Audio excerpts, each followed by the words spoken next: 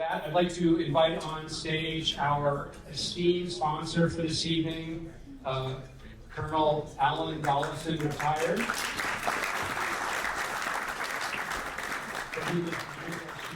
Caruso and Elex Michaelson. Alan, thank you. Good evening, everyone. Before I do the introduction, I just want to thank everybody for coming here.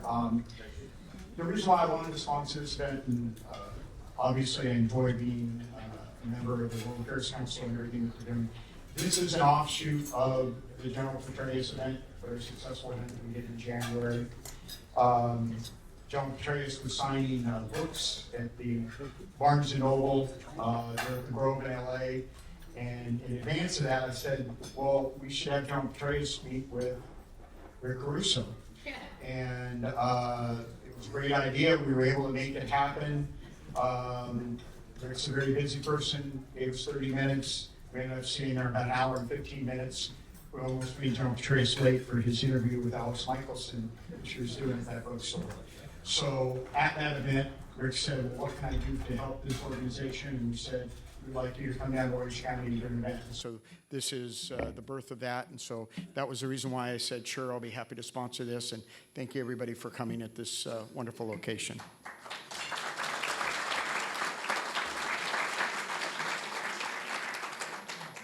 So our moderator this evening, Elex Michaelson, co-anchors the Fox 11 News weeknights at 5 p.m. and 10 p.m. He also hosts and produces the political talk show The Issue Is, which airs on stations throughout the state of California. Elex is an Agora Hills native, and his first job in broadcasting was as a Fox 11 intern. He's a self-described political junkie.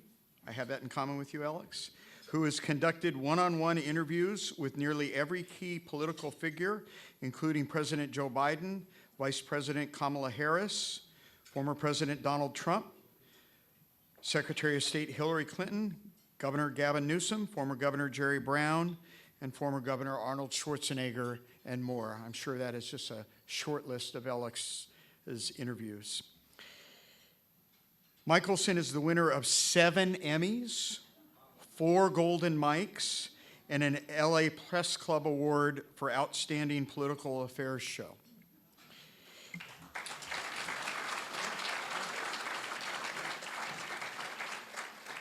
He graduated #1 in his class from the Annenberg School of Journalism at the University of Southern California.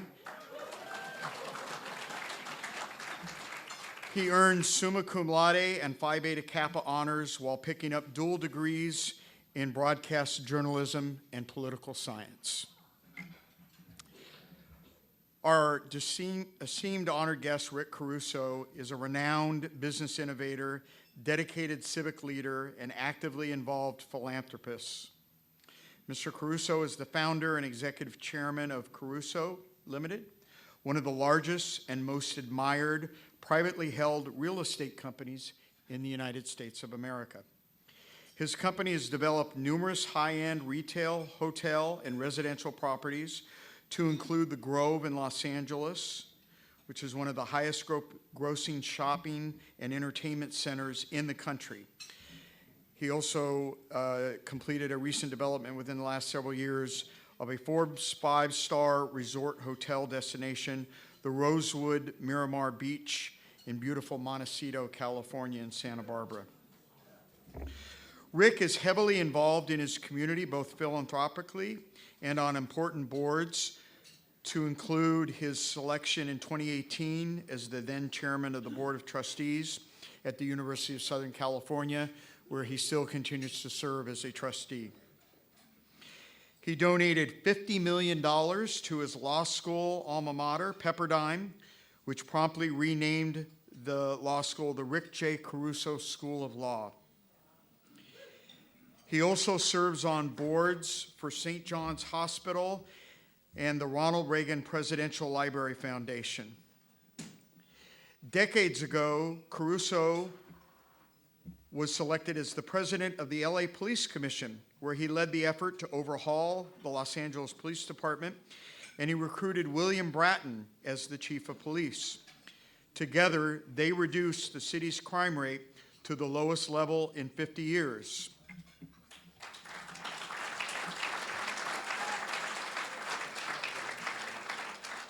Rick, I bet you did not know that the U.S. Army actually studies Bratton's leadership methods for its mid-level officers, and we read his writings.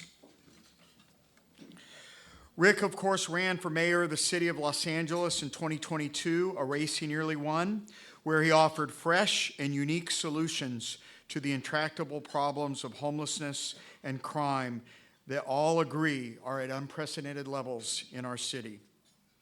So please give a warm World Affairs Council of Orange County welcome to Elex Michaelson and Rick Caruso.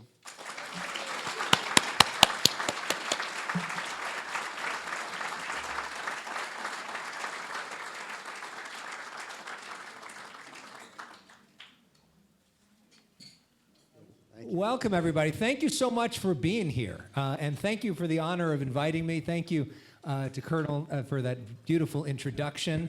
My name is Elex Michaelson. First off, how many Trojans are in the house? It seemed like there was quite the... We are in Orange County, aren't we? Okay. It is good to be here with like Mr. USC, right? The former chairman of the board as well. I'm going to take 2 seconds and do a plug for myself because, that's what I do.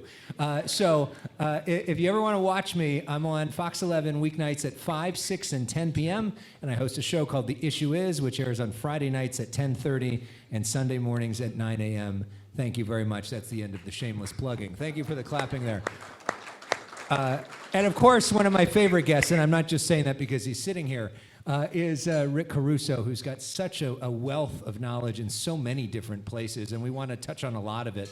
But since we are at the World Affairs Council, let's start with sort of a global vision. And one of the most interesting things I've learned from you in the way that you think about places like the Grove and other places is that so much of that was studied from other places in the country and around the world. And you literally spent years going around the world, taking notes and sort of taking the best of the world. And I'm wondering, can you let people know what that process looks like and what are some of the key lessons you've learned by doing that? I'm happy to do that, and I'm thrilled to be with you. I love being on your shows. And I am thrilled being here, so thank you for the invitation coming down. Just so you know, we're also residents of Orange County. Tina and I have had a home in Newport Beach for about 32 years now, down at Peninsula Point. And all of our 4 kids were raised down there during the summer, so we love Los Angeles, but we also love Newport Beach and have a lot of memories down here. And the harbor, right? And the harbor. We love the harbor. Yeah, we spend most every weekend down here, so which is great. So when I started my real estate company, I knew nothing about real estate, and I was a practicing lawyer.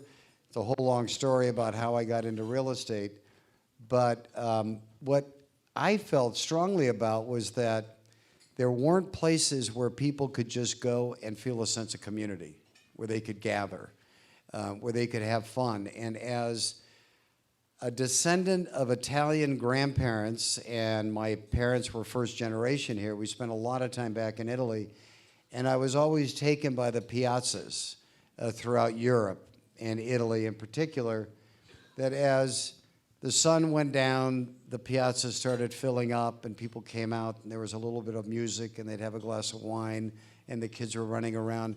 And I thought, what a great sense of life. And so I did just that. When we were designing all of our properties, we go around the country and we study streets and the heights of curbs and the crowns on the street and the rhythm of the trees. Because what we're trying to do is to transport people to a better time and place and to a happier place where they can relax, where they can enjoy themselves, spend time with friends and family.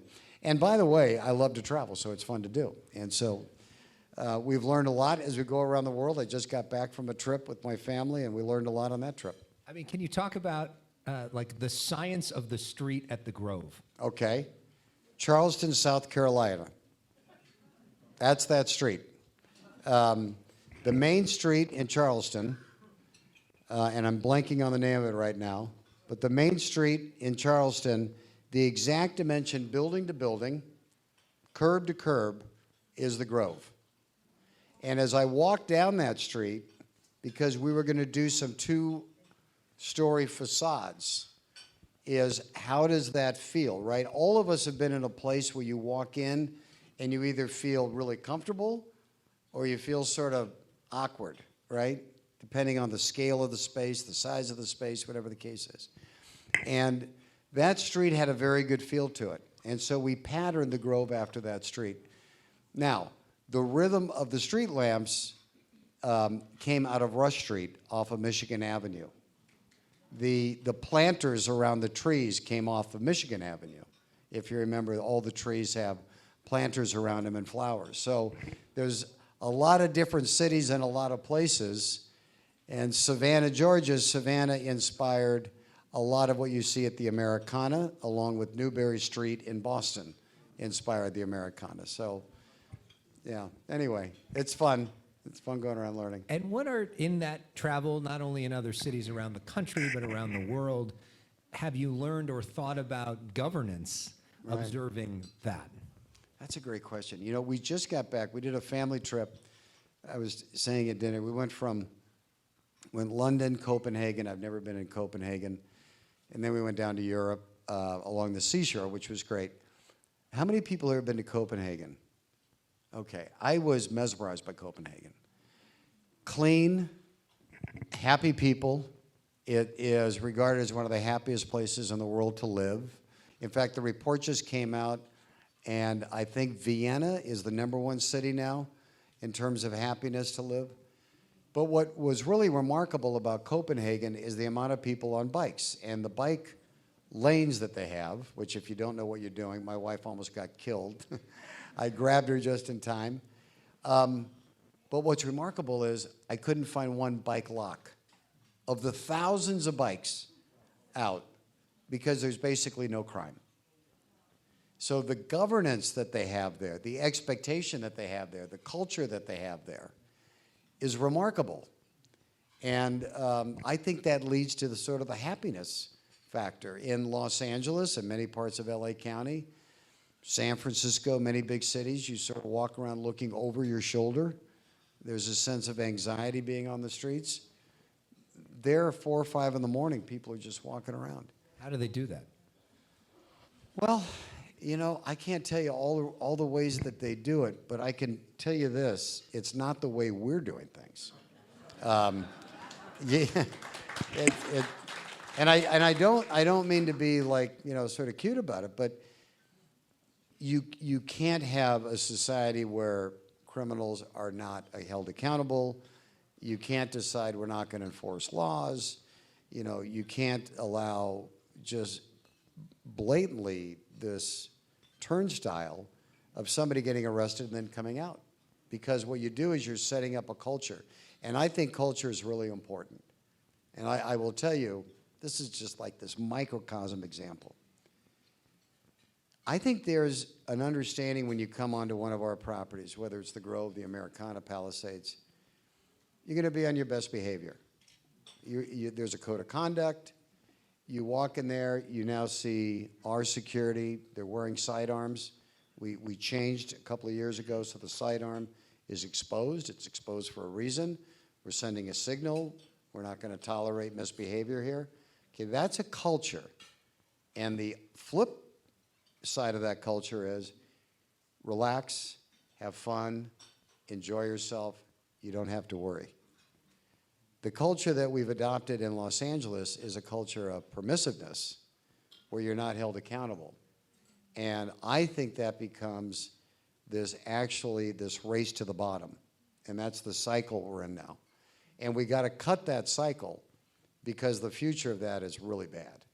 And my thought is when you go to a Copenhagen or other places, the expectation is, the culture is, they're not going to tolerate criminal behavior. You're going to be held accountable if you do something. We did a family trip in Norway last year, and I think it was in Bergen. We stopped in Bergen. It's a city of 200,000 people, no trash, spectacular, clean, on and on and on. And I was talking to the tour guide that's walking us around the town, and I said, how many police do you have here? 20? 20. My God. But they don't need it, right? They actually have a really great culture. They have a culture as if you leave, you know, because there's some heavy drinking that goes on, because during the time of year where it never gets light.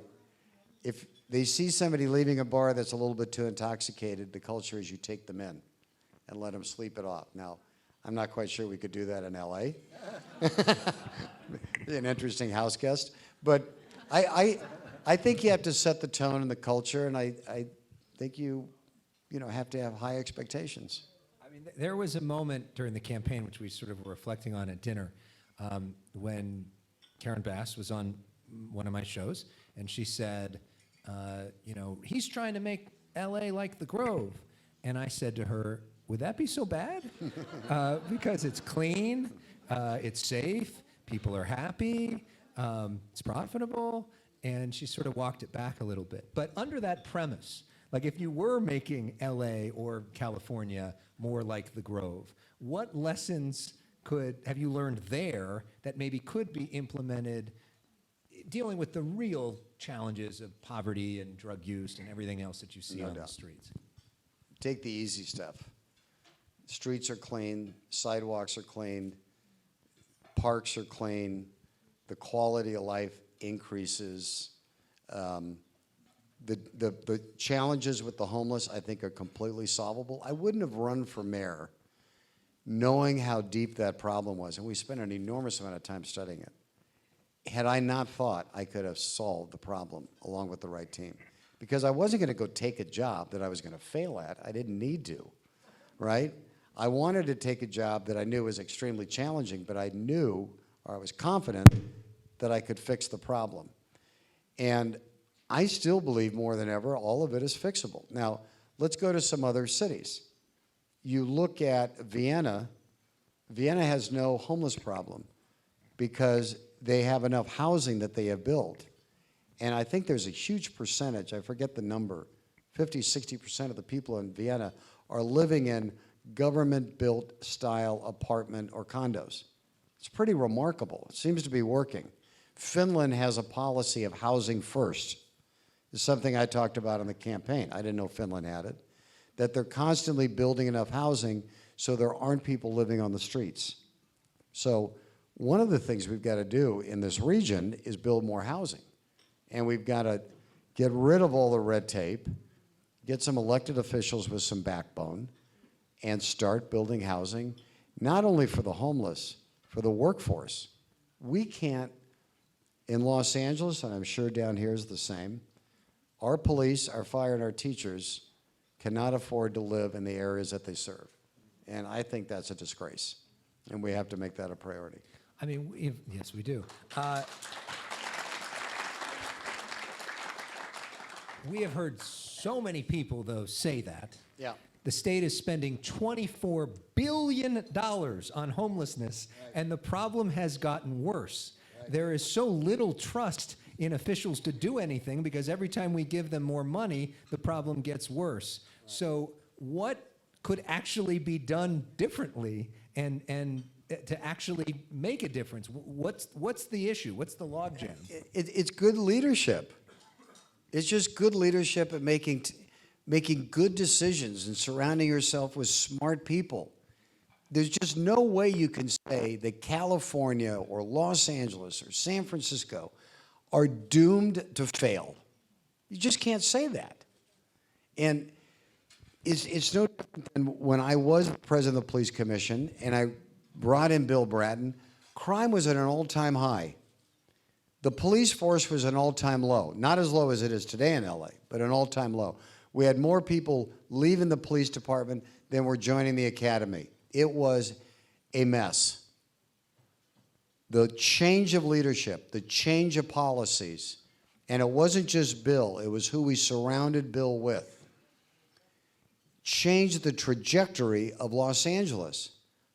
CompStant, that technology where every morning the leadership of LAPD on a computer screen could identify the hotspots of the city and know where to deploy police. It was just a smart system that had never been used before. In today's world of technology, you can't tell me we can't be more efficient about how we fight crime. You go to the Grove, you go to the Americana, you go to the Palisades, I'll give you a dirty little secret. We're watching you. We have license plate readers, we have facial recognition. At the Grove alone, there's 300 cameras. If you're a bad person, chances are we know when you're approaching the property. And we got you on camera. The other night, there were two knuckleheads that our team saw the license plate come up, connected with LAPD. They park in the lot, get out of the car, they spray paint a column, they go into the theater, they're gonna watch a movie, right? 2 minutes later, our private security, they're in the theater, they're bringing them out, LAPD is there, we arrest them, and by the way, car full of drugs and stolen items from some other shopping center. So, you could do that throughout the city. And it's not creepy, we're watching you kind of creepy, it's we're keeping you safe. And what's happening in Los Angeles now, and in many areas, neighborhoods are taking it on their own to install cameras to protect themselves because there's physically not enough police right now in Los Angeles to cover the city. We did a story the other night about this neighborhood that was so frustrated by encampments and RVs that they put up boulders on their own block, and the city, which never responded for the help, came to get rid of the boulders. Yeah. But fine hasn't them. And hasn't done anything about the homeless problem. Let's talk more broadly about leadership as a whole, because you say that's the key, but just in terms of the sort of key lessons or key aspects of your philosophy of leadership at the Caruso organization. Well, again, I'm a big believer in culture. I'm a big believer that, you know, it starts with character, how you conduct yourself. It starts at the top. I mean, not to get myself into trouble, but I normally do when I speak. Let's talk about USC for a minute. USC was in a really bad place. I did not want to be the chair of USC. I never sought to be the chair of USC.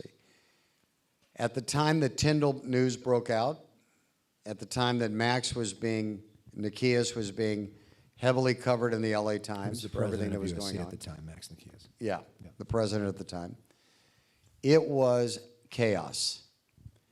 And just as a side note, my daughter was starting SC that year, my youngest child, our youngest child. We have 4 kids. And when I was asked to be chair, I said, I'm going to go home and ask permission from my daughter, because if I was somebody starting college, the last thing I want to have is my dad being the chair of the school I'm going to, right? Especially in the middle of a crisis. But what did we do? I removed Max. Very controversial. A lot of anxiety over that, a lot of angst over that. We made a transition. We cleaned protocols up. We changed the rules. We set a different culture and expectation for everybody on that campus. And it was really simple. I said, everything we do is going to be done through the lens of what's in the best interest of the students. If it doesn't pass that test, we're not doing it. And it changed eventually the direction. Now we have this remarkable president, Carol Folt, that did a national search. She's a remarkable leader, and she's continued to change the trajectory of that university. So you have to plant a flag. You know, it's the old Abraham Lincoln thing. You know, you put one foot in front of the other, and you stick to that pace and that direction. And you have to do it with credibility, with honesty, with integrity, because a leader has to get people to follow, and if nobody's following you, you're just some guy going for a walk. And I don't want to spend my time going for a walk.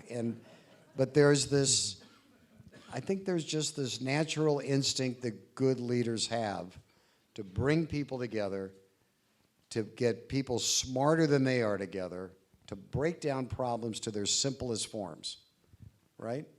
And then you start solving them. I believe there's a solution for every problem.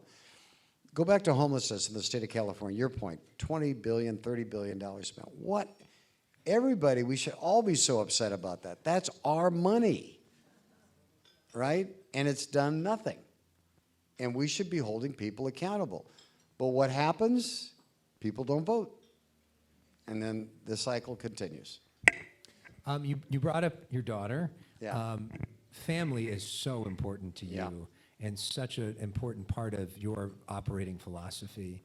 Can you talk about how your kids shape your worldview and how you sort of balance being in this very, very big time job and also spending so much time with your family? Well, thank you. I'm sure it's like everybody in this room. Like really simple rules. I honestly, and this isn't some feigned humility, I'm a very simple human being. And I have to keep things simple in order to get things done. And the simple rule is, in terms of priorities, my family, my faith, my friends, and having fun. Work isn't in there because work is a given. You have to work hard, no doubt. But every day, my family is number one, and I never sacrifice that. And I never try to sacrifice my faith. I try to be true to my faith and my friends. But building a business, when I was a young lawyer, whatever the case was, I drove the kids to school every morning. I drove all 4 kids to school every day. I doubt I missed a sport or a play. It was a lot of fun when I was a police commissioner because I would usually get there code 3. So my wife would call me and say, "Rick, please turn off the siren. It's embarrassing." That's probably was illegal. That's probably not legal. I wouldn't know if I would be admitted. I think I'm past. past the law on that one. I think I'm immune now. But I think you just have to set priorities. And my priority was always my family. It still is. We spend an enormous amount of time together, and we have a lot of fun together. And I also believe that, and Tina has been an incredible mother. You make your home fun, but you have rules. And I think kids, their security, their safety, their happiness is because there's boundaries. And you enforce boundaries, and then you give them unconditional love. And I always told them, I'll be your best friend or your worst enemy. It's up to you. And I'm glad they chose me to be a good friend. One of my favorite stories I've ever done was we did a special during the mayor's race on the families of both Caruso and Bass.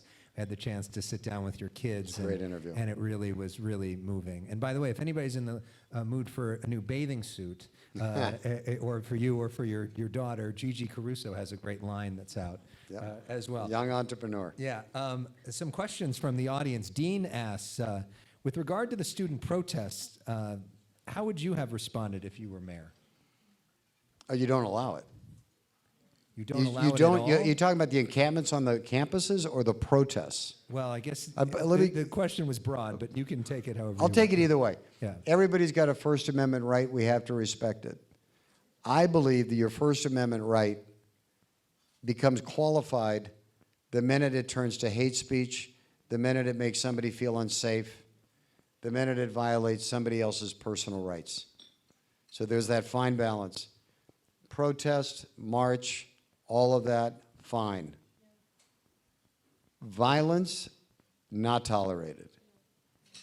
What happened on Sunday in Los Angeles outside the synagogue, not tolerated. People, yeah. Because I believe we've got an absolute right to express and practice our faith, no matter what that faith is. So I would be taking very hard lines to make sure we have peaceful protests. And it's interesting. When I was the police commissioner, you couldn't march down the street unless you pulled a permit. What happened to that? Right? And then you had a parade route. And then we would allocate police to the parade route to keep people in the parade safe and to keep the neighborhoods safe. It all sort of worked.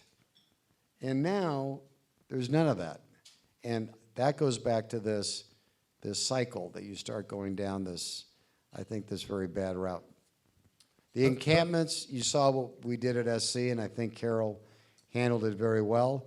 It was a very limited tolerance for it, eventually moved off the campus, closed down the campus, And unlike how UCLA handled it, which I thought was a mess, or Columbia handled it, which was a mess, I just don't think you allow that to happen. But USC is private property, which makes it a little easier to control. You know, I don't know, maybe, or is that just like an excuse? It's nonetheless having people living in tents and stopping people from going to class is not right, and I don't think you allow it, public or private property. And you certainly don't allow the Jewish population to be so intimidated they don't want to go on campus. I can't believe we're here. Michael Lawler asked, the LA Olympics is now 4 years away. How will LA look on the world stage? And let me add to that, what maybe should we be doing in the meantime? I hope it looks great. I'm not involved with the Olympics, but I hope it looks great. I worry about it. I really do. It's a massive job. I was around when we had the '84 Olympics, and LA was just polished up and great, and we had a hell of a guy leading the Olympics back then. Peter Uberov. Who was an Orange County resident. Yeah, great guy, Peter. But, you know, I got great confidence in Casey Wasserman, and so I'm hoping for the best. If you happen to be, mayor or governor in 2027, what would you do to prepare for the Olympics? Well, let's just do that question that everybody really wants to know. What's going on in your mind? Obviously, you're not going to announce here unless you want to, but what is the decision-making process? We know that you're considering running for governor. We know that there's probably 50 people in this room that walked up to you here and said, I wish you were governor, I wish you were mayor. So what is the process that you're going through to decide one way or another? Okay. Well, listen, I love challenging jobs, obviously, like the chair of SC and things like that, the head of the police commission at a time it was upside down. I find them fascinating to be able to unbundle something, find solutions, and putting it back together. That's why I wanted to be mayor. I just found that to be an incredibly fascinating, intellectual challenge.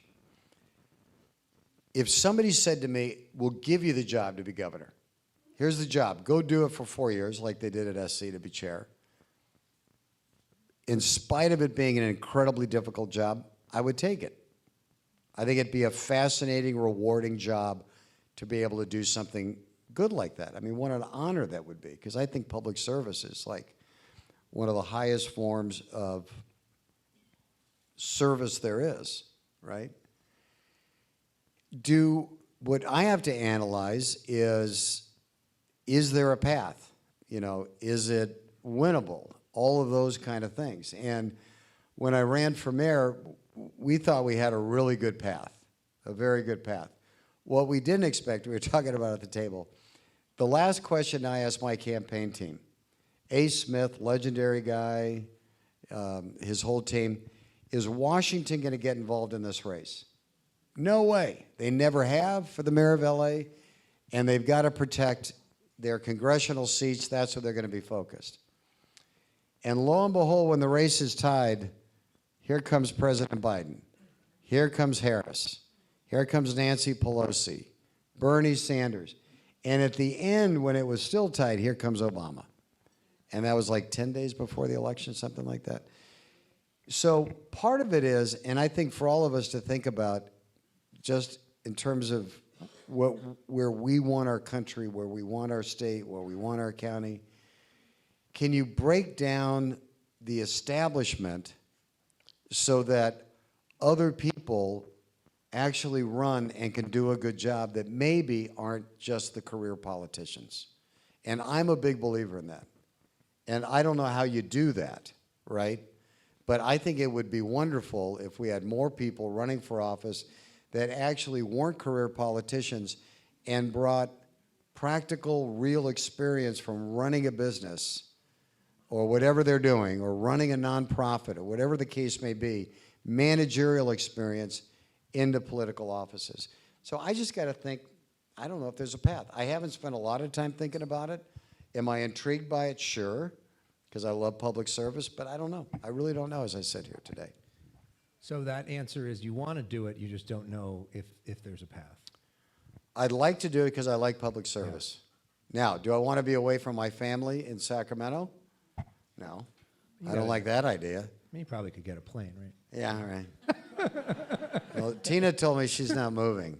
Oh, yeah. Well, But I don't know. The We'll governor see. just moved back to San Francisco this past week, or to Marin County. Did he really? 'Cause he just announced that he's moving his whole family back to Marin and not going to be living in Sacramento. So there you go.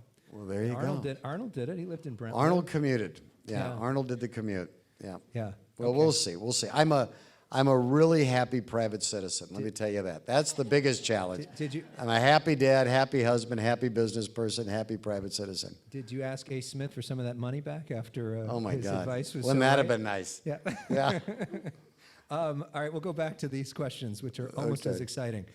California's big city office markets are on their backs. Yeah. Will they recover, or are downtowns done? Where do you see the future of that?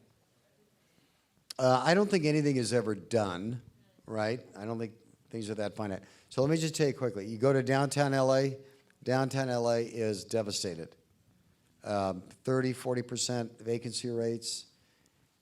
Don't listen to the BS. Different COVID working rules, no.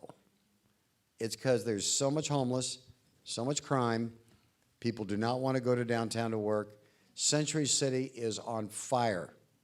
It's almost 100% occupied at some of the highest rates in office in history. Unbelievable. Right? I just did their Chamber of Commerce State of the City. Right. Unbelievable. So this is a good example. Yeah. Don't buy the bullshit. Cut through it. Fix downtown. The office buildings will fill up again. 11 buildings are in foreclosure in downtown. It's very sad. And tell you what's really sad. Every small business is getting impacted. Every florist, every small restaurant, every dry cleaner, every vendor is getting decimated because there's no downtown population. So I think downtowns can come back. I think San Francisco has a really good chance of coming back because of technology, AI. If you want a good long-term bet, I'd probably go. But I think it's all about governance. It's all about who is in charge of that city and how they're managing it. And that's where I'd put my money. Our big sponsor tonight, Colonel Dollison, asking, on a scale of 1 to 10, how concerned are you about the national debt, and what solutions would you suggest? You know, I'm concerned about it, but I don't think anybody cares because nobody understands how it affects them.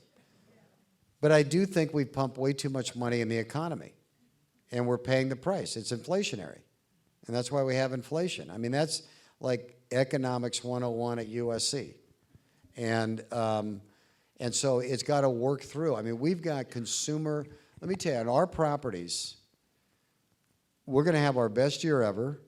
We've got the highest attendance, the highest sales per square foot. The consumer we're seeing no weakness in.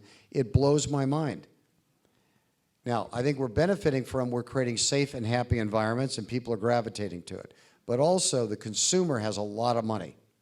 We're seeing a little bit of weakness nationally at the lower end of the consumer because they've run out of some of those COVID dollars.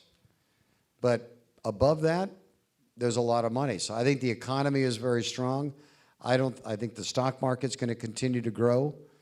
And I think we're going to probably start seeing some reduction in interest rates, which is going to be a big boost to business. So I'm very optimistic looking forward. Do you have to be careful? Yes. You have to be smart.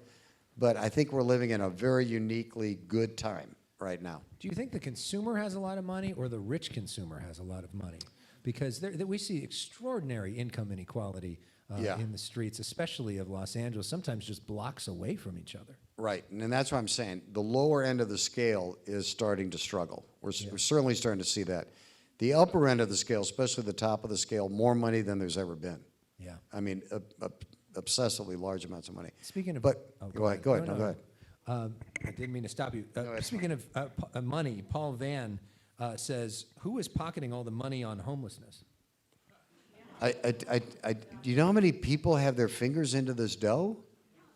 So when you build a unit in LA, a housing unit in LA that's done by Los Angeles Housing Authority, on average $800,000 a unit.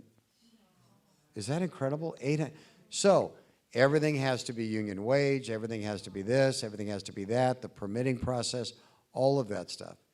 It's probably, I know it is 2 times more expensive than what the nonprofits are doing. Here's another solution to homelessness. Get government out of the way and let the nonprofits who are doing an incredibly good job go do it. And take that money and support the nonprofits, the union rescue missions, the People's Concern, the downtown women's centers. They're doing exceptionally good work. And they're building units, they're housing people, and giving them services for mental health care and for drug addiction. And that's pretty remarkable. Union Rescue Mission is sold out. You cannot stay at the Union Rescue Mission if you're on drugs, you're drinking, right? But they give you the time, they give you the services to get cleaned up. We need more of those models, in my opinion. Well, and that gets to another question that Lynn Miller asks here. How does more housing help a drug addict? Won't they just keep using drugs in a government taxpayer-funded apartment? Well, if you allow the drugs in there, but you've got to couple the services with the housing. So what we're doing now in LA is they're going into hotel rooms, right? They're moving into hotel rooms and whatnot. Well, you're not going to help anybody doing that. And then they're going to come out of it and they're going to be right back on the streets. And so you've got to have the services provided with it. For the kind of money we're spending, and we studied it, you could have the services. And the nonprofits are doing it. Downtown Women's Center has a 95% success rate. 95% of the women that walk in there, drug addicted or with some kind of mental illness, are staying in the housing and being cured and having a path forward. It's really remarkable what some of these organizations are doing.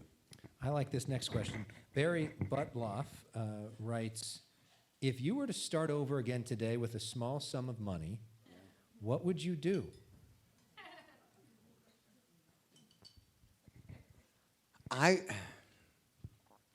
Here's my best advice. I think everybody should do not what you're passionate about. Everybody always says that. Do what you're passionate about. No. Do what you're good at. Like, I'm passionate about singing. It's so bad. I'd be broke. I love real estate. I love development. I love management, right? So I would do the same thing.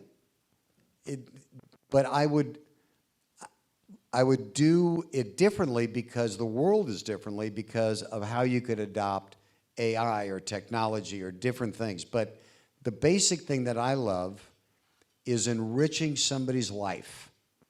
If you ask me what business I'm in, if you ask anybody in the company at Caruso, what business are you in? We're not in the real estate business. We're not in the hotel business. We're not in the apartment business. We're not in the retail business. We're in the business of enriching lives. And why is that important? It's important because it gives us permission to do things that our competitors would never think about doing. It gives us permission to build a trolley in the middle of a shopping center that actually goes nowhere and it's full of people. Right? If I was just in the shopping center business, I'd never build the trolley. But what excited us is we can build something, the mom and the kid, they're excited to get on.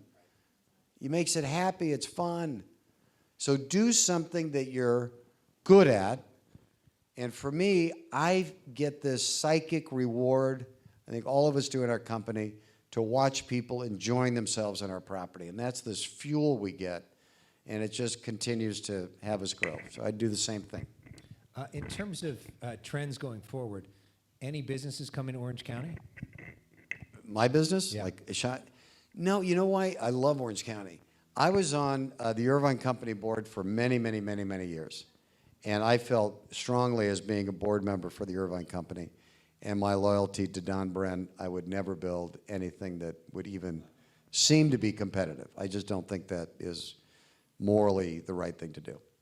So I'm off the board. I stepped off the board when I ran for mayor, but no, we don't have any plans to be in Orange County. What about the trends going forward in real estate? Where do you see things going? I think brick and mortar is going to continue to do well. Good brick and mortar is going to continue to do well. Online is going to continue to grow. You have to have both. If you want to be a great retailer, you have to have both. You have to be exceptional at both. You have to have a great customer experience at both. I mean, if our focus now, we're focused on building more residential, actually adding residential to our existing properties out at the Commons in Calabasas, out in Thousand Oaks. We're expanding and adding some residential actually up at Miramar and adding some retail up at Miramar. So I'm a big believer in sort of this holistic operation. I know like out at the Americana, the residential, we just do exceptionally well. People love living there. It's a happy place. And we run the apartments like a hotel. We run the apartments with a really simple rule when you live with us. I'm going to give you the one thing you can't buy. And the one thing none of us can buy is more time. And all of us have a second shift. We work during the day, and then on the way home, stop at the dry cleaner, stop at the grocery, stop to get gas, right? And it chews into your quality family time. So when you live with us, we do that for you. We go shopping for you. We pick up your laundry for you. We fill up your car with gas. So it's done. And that sort of allows us, quite frankly, to charge higher rents because people value the fact that the quality of life living with us is so high. Another thing that I've found really remarkable in profiling you over the years is your unbelievable commitment to the community, especially serving specific organizations. Can you talk a little bit about that, how that shapes your thinking, and what you think we all can learn from that? Well, I appreciate that. I think I do a good amount. I don't do as much as probably I should. I certainly don't do as much as many other people do, but listen, I am a product of a grandfather who was a gardener. I went around in his gardening truck. My other grandfather was an elevator operator at the Roosevelt Hotel in Chicago. And for some reason, we grew up with this sense of abundance. We had everything. But we didn't have much of anything.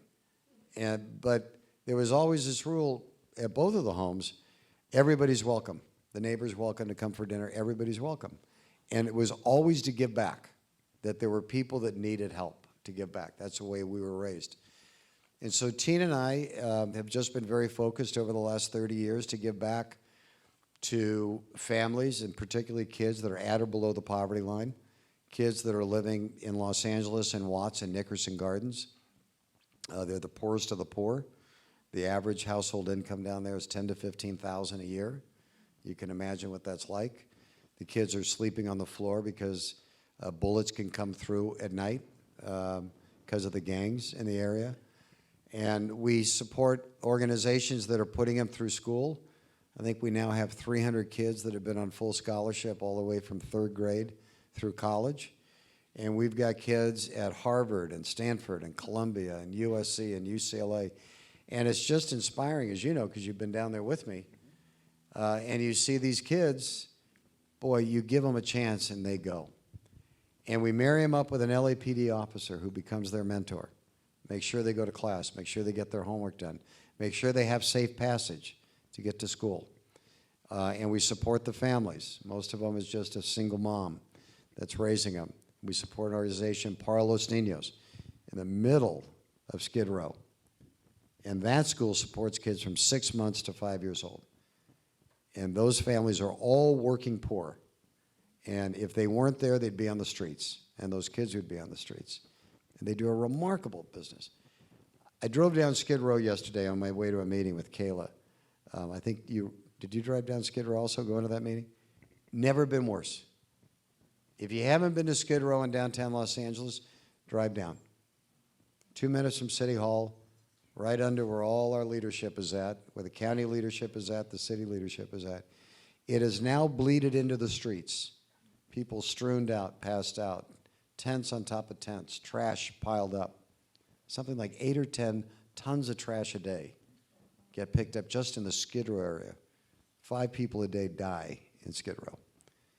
So we're trying to stop that cycle getting to these families, helping them out, getting their kids educated, giving them a path forward so they don't fall into that cycle of homelessness and living on the streets. I just thought of something while you were saying that. So you made the argument one of the reasons you didn't win mayor was because the Democratic establishment came after you so hard at the end. What do you think they were afraid of? Why do you think they didn't want you to be in there? I wasn't going to take orders, and I was probably going to do some things that would have solved a problem, but probably shaken some things up. And I don't know. I wasn't on the inside, so I can't tell you what they were worried about. But listen, when I was the police commissioner, I had to fire a guy named Bernie Parks. Do any of you remember Bernie Parks? He was an immensely popular chief of police. And boy, he looked the part. He wore a uniform better than anybody I ever knew. Great personality, smiled, it was gleaming, the whole thing. Terrible leader. Crime was skyrocketing. The fact that I had to fire a very, very popular black chief of police. There was demonstrations. They were burning me in effigy, literally, on the news. Tina would call and say, they're burning you again tonight. They marched on the Grove, we were under construction, to shut the job down, to keep Bernie Parks there. I remember talking to Jim Hahn, the mayor at the time. I said, Jim, you could fire me anytime you want. I get the political pressure here. And to Jim Hahn's credit, he said, you go ahead and do what's right. I mean, Jim Hahn, in my opinion, does not get the credit he deserves as a great mayor. And if I had been a politician and would have listened to what should have been done, I would have never fired Bernie Parks. But what I was willing to do was to get fired and do the right thing. Because I wasn't worried about getting reelected, I wasn't worried about getting reappointed, I was worried about changing the organization. And that's what I think the Democratic Party was worried about, is that there would be dramatic change, things would happen, but it wouldn't be necessarily by their code, their rules. Interesting. Question from Tim. How feasible is it to convert empty office buildings to housing, homeless to apartments in cities like SF or LA? Because you look at downtown LA, Yeah. and all these empty office buildings, and all these people sleeping on the streets right below. It's tough. It's tough. The people in here that are in the apartment business or the office business know more than I do. A lot of the buildings, the bay depths don't work, the ceiling heights don't work, it's not plumbed for it, you don't, the amount of plumbing you need in the building. So it depends on the dimensions of the building, and if the dimensions of the building work, it can work, but it's not an easy fix. It's very, very costly. And the reality is now is go ahead and convert one in downtown LA. Who the hell wants to live there?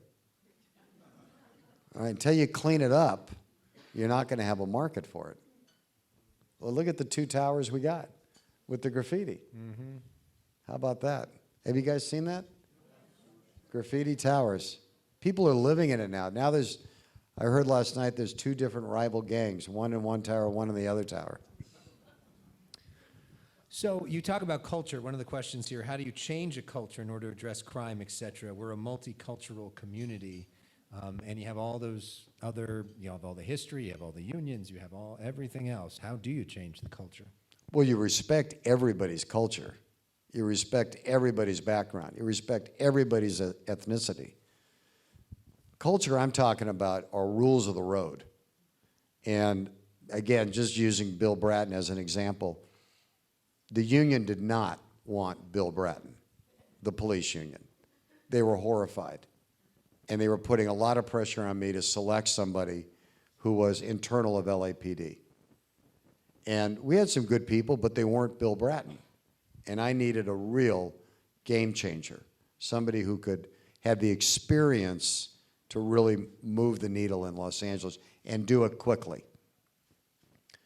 So when I announced him, the head of the union came to me and said, you know what service stripes are?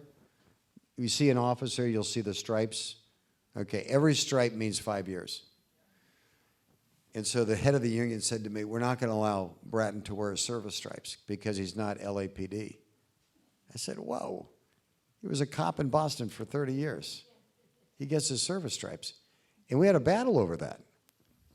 But I think you just need to stand strong and do what's right. I know it sounds, I'm not like this perfect person, but you get guided by what's right. You keep your eye on your mission, and then you keep moving and do what's right. And sometimes you'll have to pivot, certainly you'll have to compromise, but you never compromise to the point that undercuts your goal. And that's why I think you can change all these properties if you can stand strong and build a good team around you. All right, we're going to wrap things up. I think it'd be fun to do what we do on The Issue Is, if Oh, I anybody ever hate that. watches, which is, I'll change it up. I'm going to make them up off the top of my head, which is what You we call, did that at the debate. Yeah, First of all, hold on. yeah. This guy at the debate, I've never debated on live television Yeah. in my life. I've You never loved it. run for office. Yeah, I loved it. I was wearing 4 diapers. And at the end, he goes, okay, we're going to do this rapid round. It's like, rapid oh, my fire God. personal question. So this is just, and if you can pass if it doesn't Okay, come up. all right. What's, I love you. what is the best book you've read lately? I don't read a lot of books. I wish I did. Actually, one of the best, this is an old book, but I just got around to reading it. Tuesdays with Morrie. Wow. God, I love that book. Do you have a favorite recent TV show or movie or something you've watched that really struck you? I don't watch a lot of TV. You asked me that I know. on the debate. I don't watch a lot of TV. Well, we've had some time to study or think about it since. I know, but I literally, my wife and I said, Yeah. I'm sure a lot of you are the same way, like, what do you want to watch tonight? What do you want to, and then I don't know, we can't figure out what the new Netflix thing is. I'm just not into any of that. I should be. What is your favorite place to vacation? Anywhere my family's at, literally. But we love being, what's that? Oh, we love being in the Bahamas. There's a little place in the Bahamas we go down to as a family, and we spend time there because we're in a bathing suit and a T-shirt and in the water, and all we're doing is having fun. Who's your all-time favorite USC football player? You know, one of the guys I really admire that's an unsung hero, I think, in my mind, is Paul McDonald, who's an actual resident of Newport Beach. He was the quarterback when I was at SC. And he was just a good guy, a great athlete, and a great student. And he's been a great dad and has raised a great family. I haven't seen him in a while, but I really admire Paul. Do you have a favorite band or best concert you've ever been to? I think one of the most fun concerts I've ever been to was with my wife at the Bowl a couple of years ago with Jimmy Buffett. That was just a blast. I just had so much fun watching people with the silliest hats, and I think the whole idea to have a beautiful night, you have a bottle of wine, and you have great music. If you can't have fun doing that, you can't have fun doing anything. So I love the Bowl. What's the best thing about being an Orange County resident? Literally, our home here represents just happy times because it's family time. We're all relaxed. I mean, we're never getting dressed up to go anywhere. We're on the water. We're on our little boat that we have, our tender. We're watching the sunset. We're barbecuing, and it's just great. And Tina and I will typically come down on a Friday, and our routine is we order in food, we sit with TV trays, we try to figure out what to watch. I've had my cocktail to watch in the sunset, and within 3 minutes, I'm out. And within 10 minutes, she's out, and then we wake up like 2 hours later and go to bed. It's true. You can call Tina right now and say, what do you guys do? It's the best. It is hard to imagine you not in a suit. Oh, yeah, no, not down. We think of you that way. And last question, do you have a sort of closing thought or closing statement for the folks here? My closing thought is, I appreciate that. I know I'm an eternal optimist, but I am so bullish on our region, on our state, and our country. I know we got a huge amount of problems, but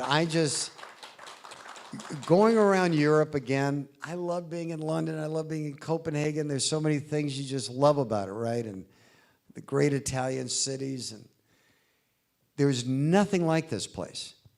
And I just feel so inspired that we can actually fight for something that's worth fighting for. And I just think we've got to do that. We've got to rally together, even in these times where it's so divisive. And tomorrow night is going to just be theater on steroids. Open a glass of wine or whatever, sit back and take it in.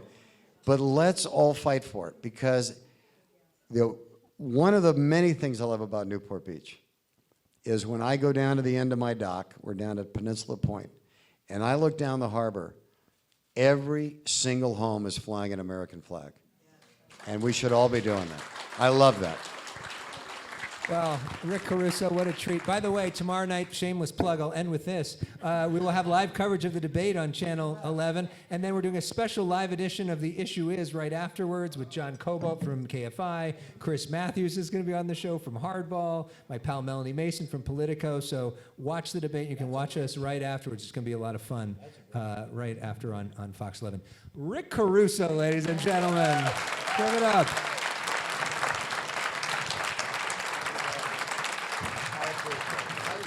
Thank you. Thank you, Rick. Thank you, Alex. And Alex, thank you for doing such a great job with the questions. Really appreciate it. How about that, folks? There was a lot of effort that went into this tonight. A really super great event. Not the least of which was also our ex-CEO and President Richard Downey, who is now with LA, but with Suzanne Baj and Colonel Dawlinson, who helped put this together. So I'm going to ask Suzanne to present our guests with a parting gift. Thank you, Suzanne. Thank you, everybody, to share this moment with us today.